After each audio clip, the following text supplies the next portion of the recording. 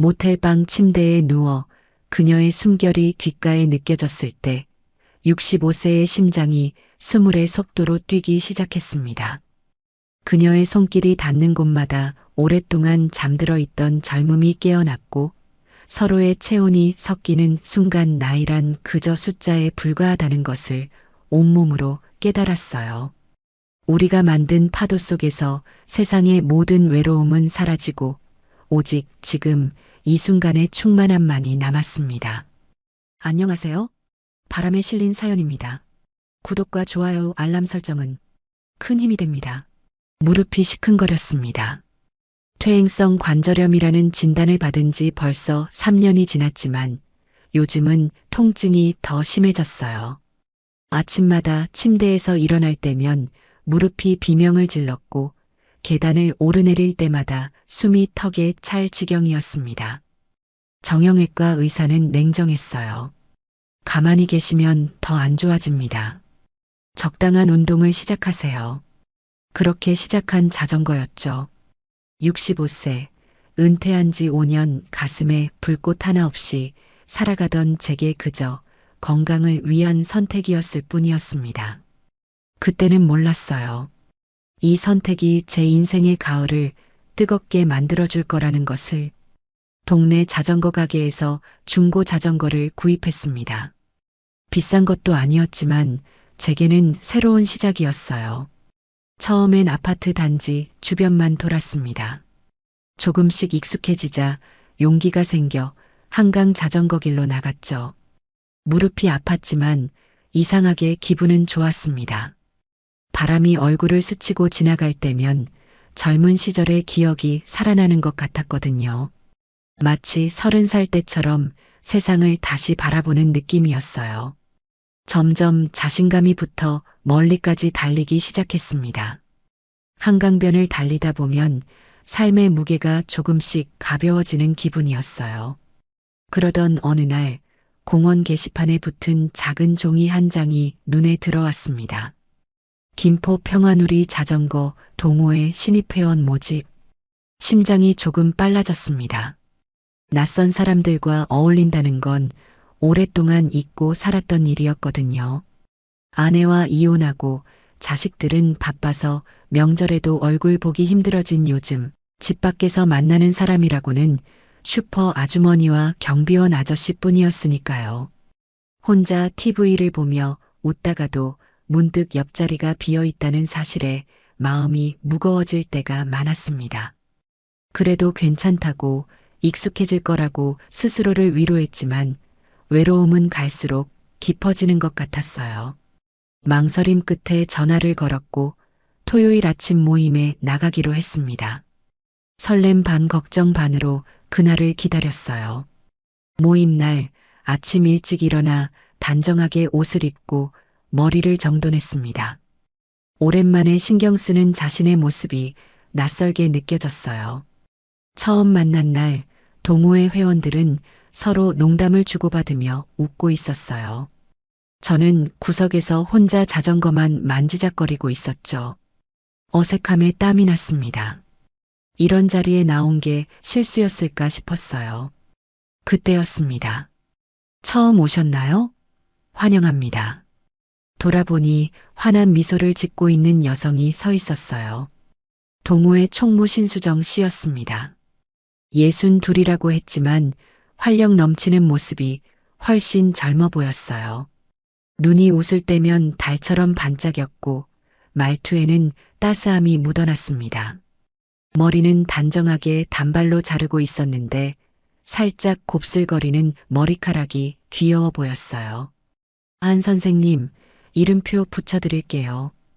그녀가 제 가슴팍에 이름표를 붙여주었습니다. 손가락이 살짝 닿는 순간 이상하게 가슴이 두근거렸어요.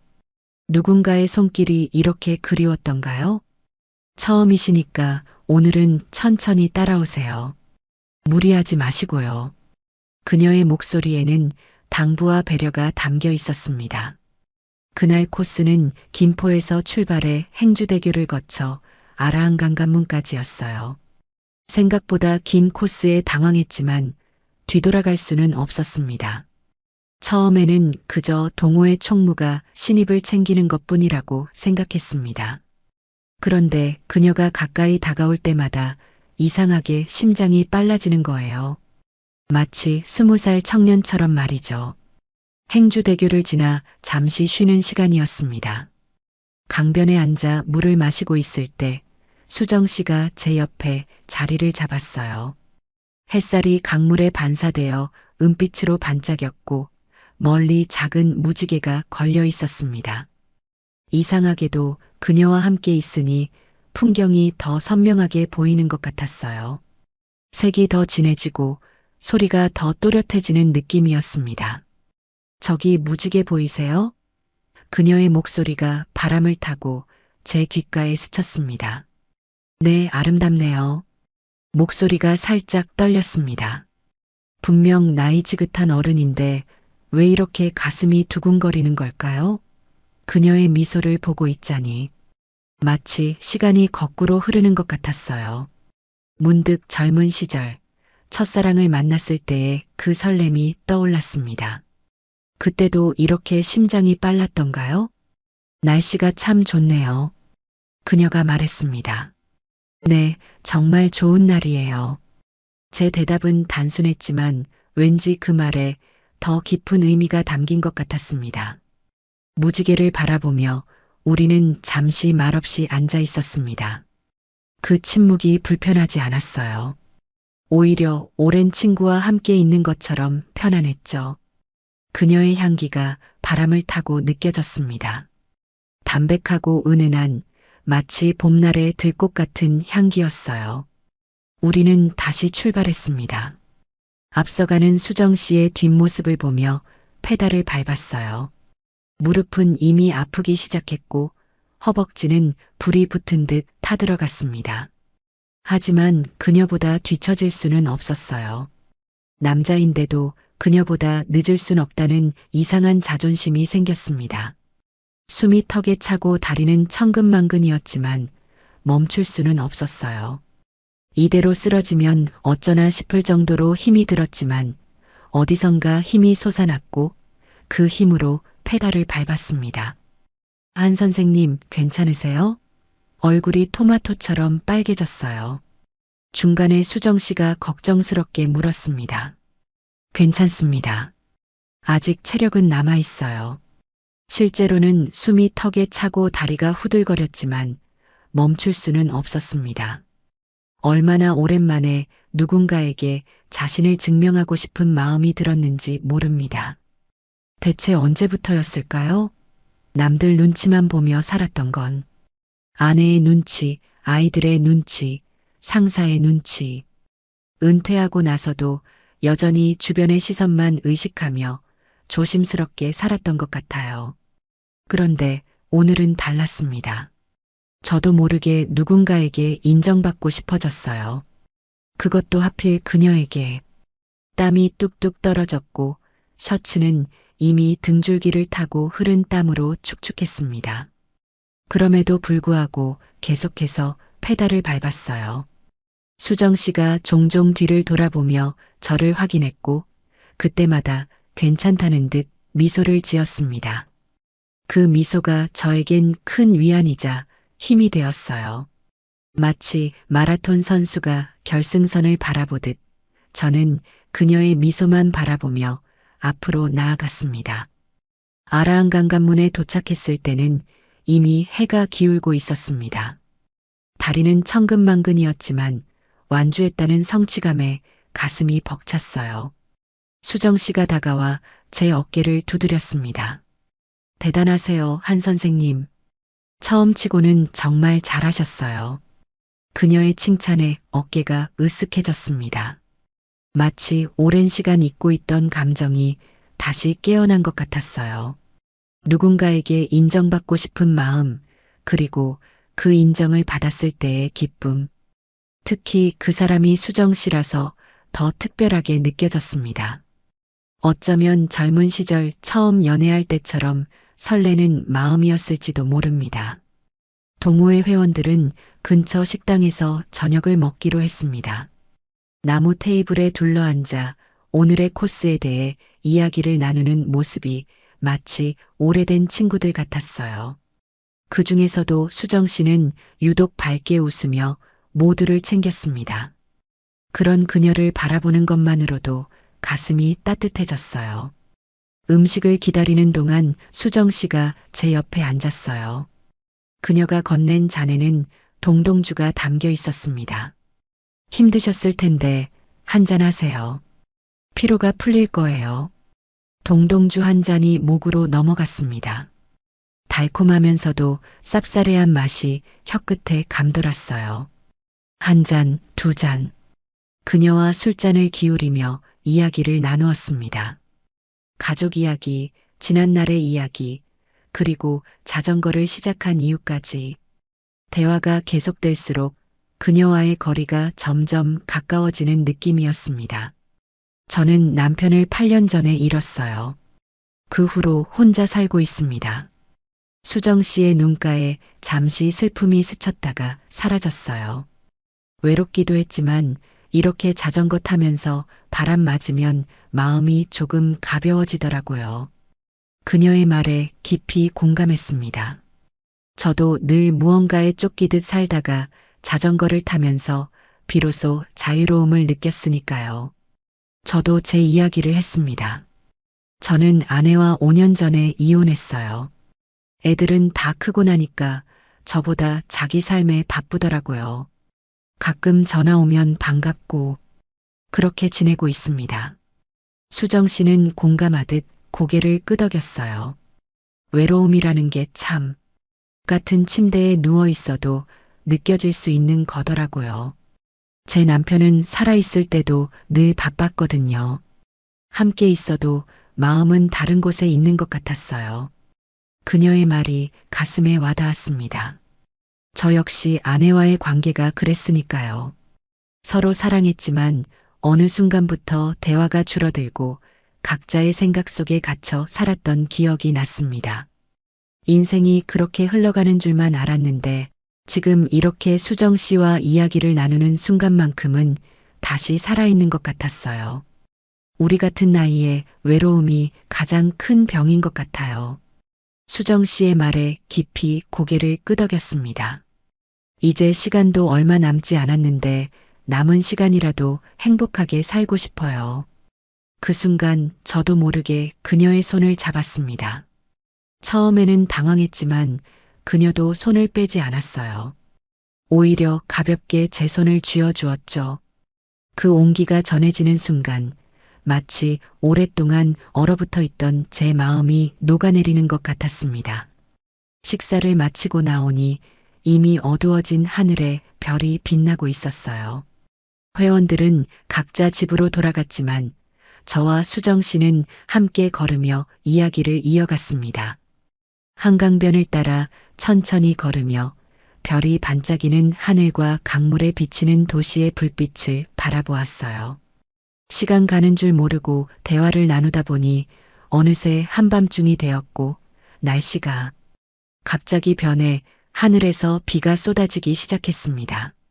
어머, 갑자기 비가 오네요. 수정 씨가 놀라며 말했습니다. 우리는 재빨리 인근 나무 아래로 몸을 피했지만 이미 옷은 흠뻑 젖어 있었어요. 이 근처에 모텔이 있을 거예요. 일단 비를 피해요. 제가 말했습니다.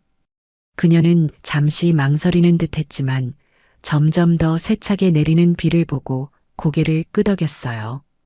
우리는 급하게 근처에 있는 모텔로 들어갔어요. 처음에는 단순히 비를 피하기 위함이었지만 젖은 옷을 말려야 했고 이미 늦은 시간이라 택시를 잡기도 어려웠습니다. 어색한 침묵이 흐르던 중 수정 씨가 먼저 말했어요.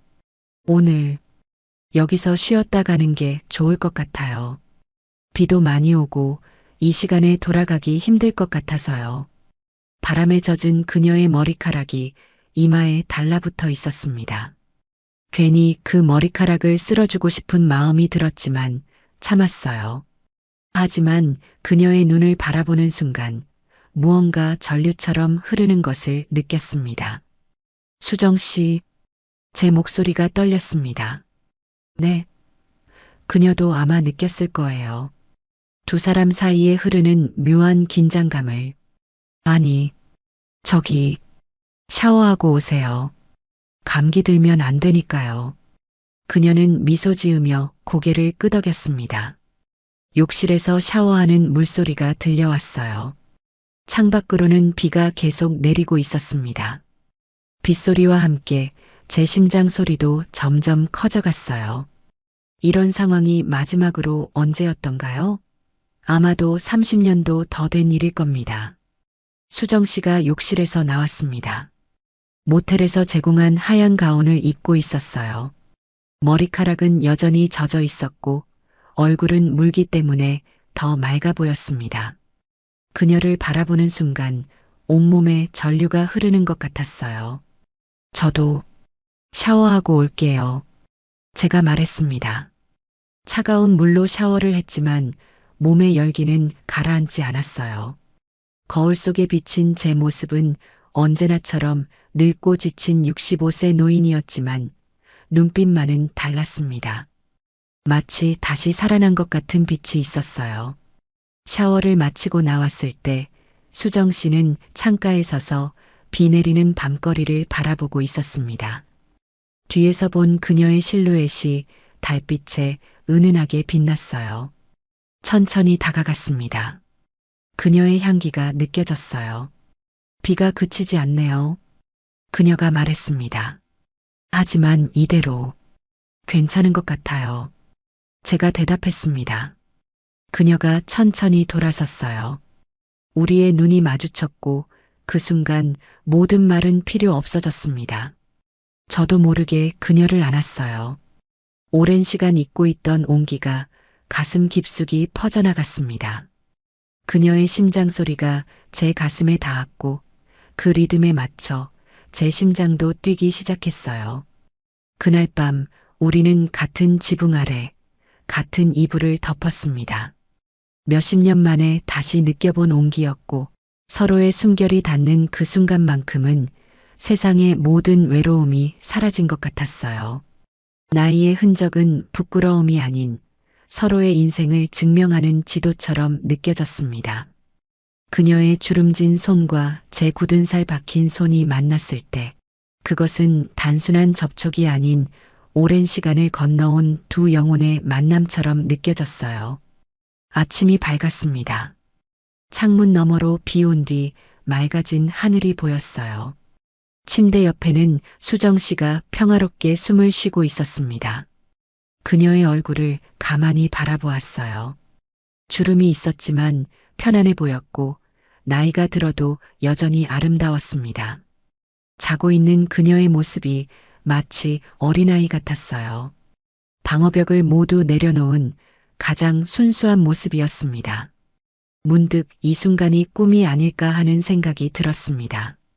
아니면 누군가 실수로 제 인생의 시계를 거꾸로 돌려놓은 건 아닐까요?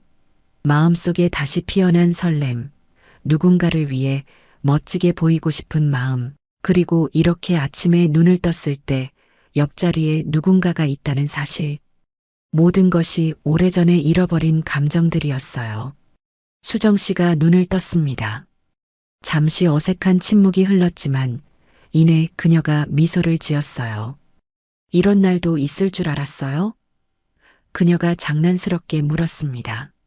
저는 그저 웃었습니다.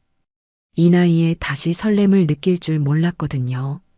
누군가와 함께 아침을 맞이한다는 것, 그것만으로도 가슴이 따뜻해졌습니다. 무릎 통증 같은 건 까맣게 잊고 있었어요. 어제 무릎은 괜찮으셨어요? 그녀가 걱정스럽게 물었습니다. 덕분에 괜찮았어요. 오히려 기분이 더 좋아진 것 같습니다. 진심이었어요. 20년은 젊어진 것 같았으니까요. 우리는 함께 아침을 먹고 각자의 집으로 돌아갔지만 그날 이후 자주 연락을 주고받았습니다. 문자 메시지, 전화 통화, 그리고 매주 토요일 자전거 모임에서의 만남. 수정 씨와 함께하는 시간이 점점 늘어갔고 그녀는 제 일상의 중심이 되어갔습니다. 우리는 한강을 따라 자전거를 타고 가끔은 전철을 타고 교회로 나가 산책도 했습니다. 그녀와 함께라면 어디든 좋았어요. 그녀의 웃음소리는 마치 청량한 종소리 같았고 그 소리를 들을 때마다 제 마음도 함께 웃는 것 같았습니다. 그녀와 함께 있으면 모든 것이 더 생생해졌어요. 음식 맛은 더 진해졌고 하늘은 더 파랗게 보였으며 바람은 더 상쾌하게 느껴졌습니다. 마치 오랫동안 흑백으로만 보던 세상에 갑자기 색이 입혀진 것 같았어요.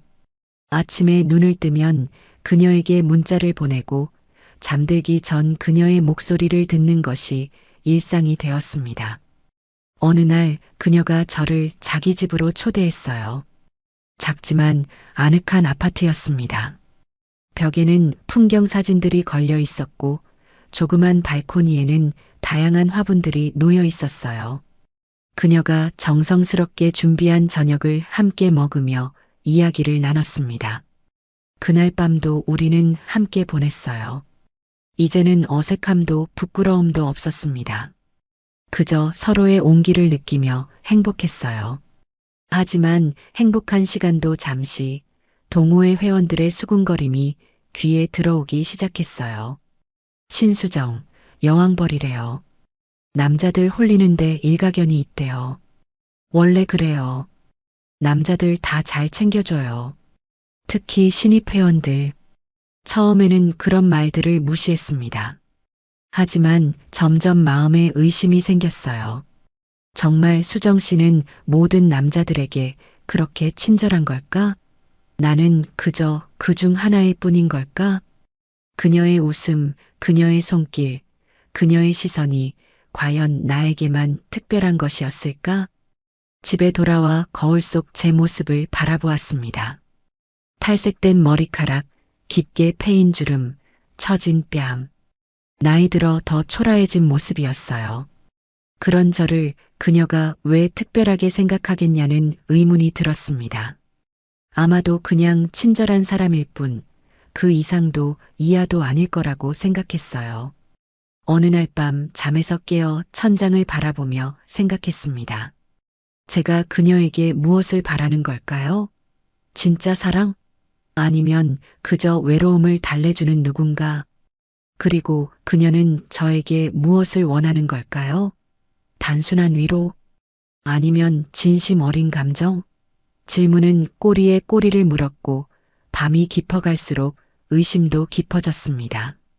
이런 생각이 머릿속을 맴돌던 어느 날 동호회 모임에서 저는 수정 씨가 새로 들어온 회원에게 자전거 타는 법을 가르쳐주는 모습을 보았습니다. 그녀가 그의 어깨를 두드리며 웃는 모습이 보였어요. 그 모습이 제 눈에는 불에 타는 듯 했습니다. 나에게 했던 것과 똑같아. 그런 생각이 들자 가슴 한구석이 무너져 내리는 것 같았어요. 수정 씨와의 만남이 계속되면서도 마음 한편에는 의심이 자라고 있었습니다. 그녀의 온화한 미소, 따뜻한 말 한마디가 정말 나만을 위한 것인지 의문이 들었어요. 그녀가 동호회의 다른 남자 회원들과 웃으며 이야기하는 모습을 볼 때마다 가슴이 시리게 아팠습니다. 이것이 바로 질투라는 감정인가 싶었어요. 이런 감정을 느낀 지 얼마나 오래됐던가요? 문자가 왔습니다. 오늘 저녁에 시간 되세요? 함께 식사하면 좋을 것 같아요. 하고 싶은 이야기가 있어요. 하지만 저는 답장을 보내지 않았어요. 전화가 왔지만 받지 않았습니다. 그녀를 시험해보고 싶었던 걸까요? 아니면 상처받기 전에 먼저 등을 돌리고 싶었던 걸까요? 스스로도 이해할 수 없는 행동이었습니다. 마치 10대 청소년처럼 감정에 휘둘리는 제 모습이 우습기도 했어요. 자전거 동호회 모임도 나가지 않았습니다. 집에만 틀어박혀 있었죠. 다시 예전처럼 텅 빈 일상으로 돌아갔습니다. 창문 너머로 보이는 하늘은 여전히 푸르렀지만 마음속은 흐렸어요. 무릎 통증도 다시 심해진 것 같았습니다. 통증이 실제로 심해진 건지 아니면 그저 행복했을 때는 몰랐던 것이 다시 느껴지는 건지 구분하기 어려웠어요. 수정 씨에게서 문자가 계속 왔습니다. 처음에는 걱정의 말, 그 다음에는 미안하다는 말, 그리고 마지막에는 그저 안부를 묻는 짧은 메시지였어요. 하지만 저는 답장하지 않았습니다. 문자를 읽을 때마다 가슴이 아팠지만 이미 내려진 결정을 번복할 용기가 나지 않았어요. 어디 아프신 거 아니에요? 걱정돼서요. 수정 씨의 메시지가 또 왔지만 이번에도 답장하지 않았습니다. 그런 날이 일주일쯤 지났을까요? 저는 점점 더 후회하기 시작했어요. 그녀에게 이유도 말하지 않고 갑자기 연락을 끊은 제 행동이 너무 어리석게 느껴졌습니다.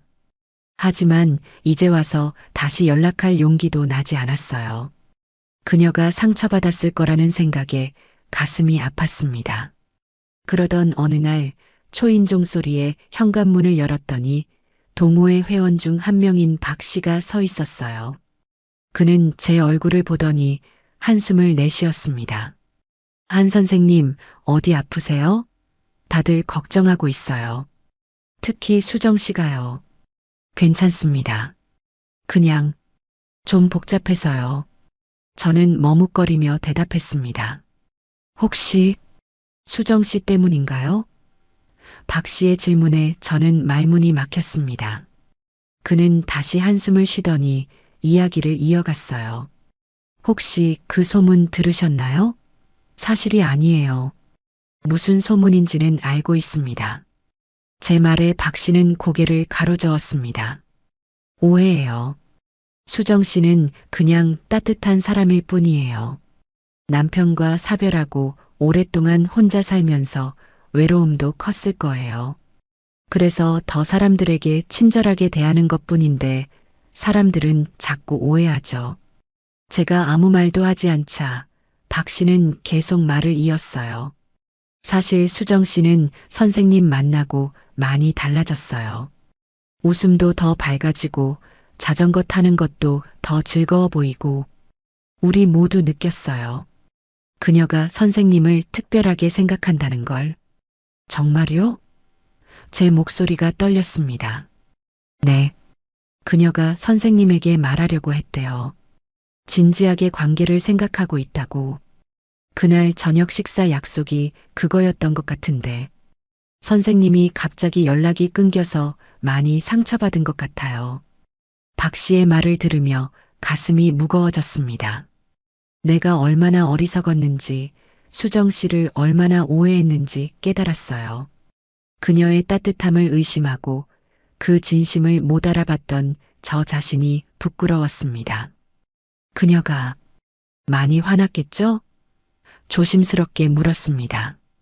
화났다기보다는 슬퍼 보였어요. 자기가 뭘 잘못했는지 이해할 수 없다고 했어요. 박 씨의 말에 더욱 가슴이 아팠습니다.